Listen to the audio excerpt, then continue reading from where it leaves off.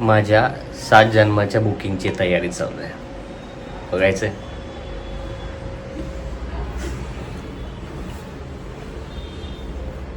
तू पण आवरलंय. तुला पण घेऊन जाणार आहे मी. ओके. तुला नको आहे का मी 7 जन्म बायको म्हणून? महेशच त्याच्या 7 जन्माची तयारी करतोय. हो, हे पर्स मलाच टाकायला लागतं. सगळं घेतलंस का? हो हो, सगळे घेतले. करा तुमचं ताट रेडी. फायनली आम्ही निघालोय बुकिंगसाठी.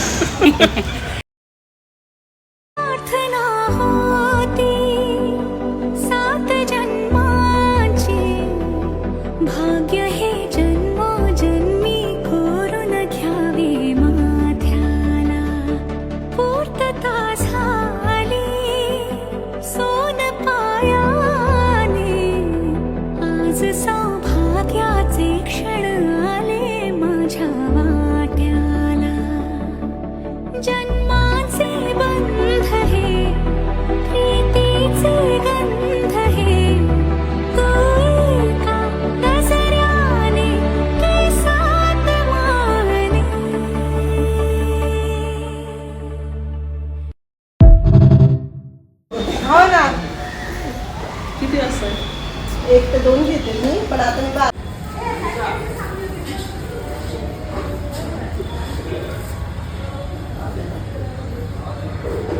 हो हो, भेटेल भेटेल, हेच भेटेल. धन्यवाद.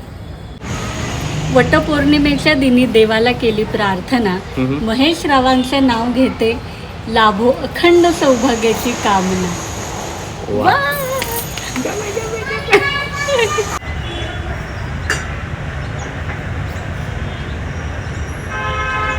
काय पण मला एक गोष्ट कळत नाही की प्रत्येक वेळेस बायकांनीच का 7 जन्म नवरा हवाय म्हणून एवढं सगळं करायचं, उपवास धरायचा का? मी पण मागतो तुला 7 जन्मासाठी.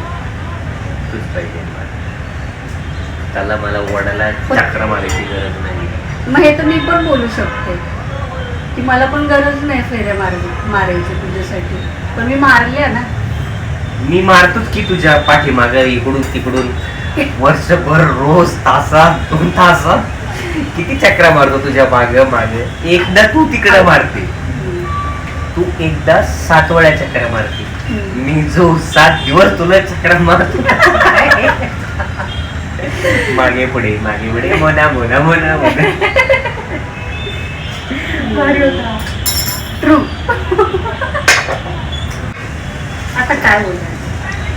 तू माझी बोलती बंद केली. काय बोलू मी आता याच्यापुढे? डिबेट करायला काय ठेवलंच नाही तू.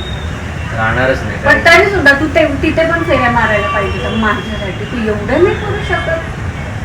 अरे तर मारतोच की दिवसभर तुझ्या पाठीमागे चक्रा. तुला मी नको.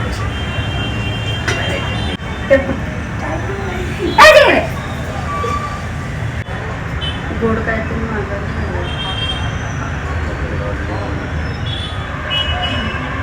जा रे.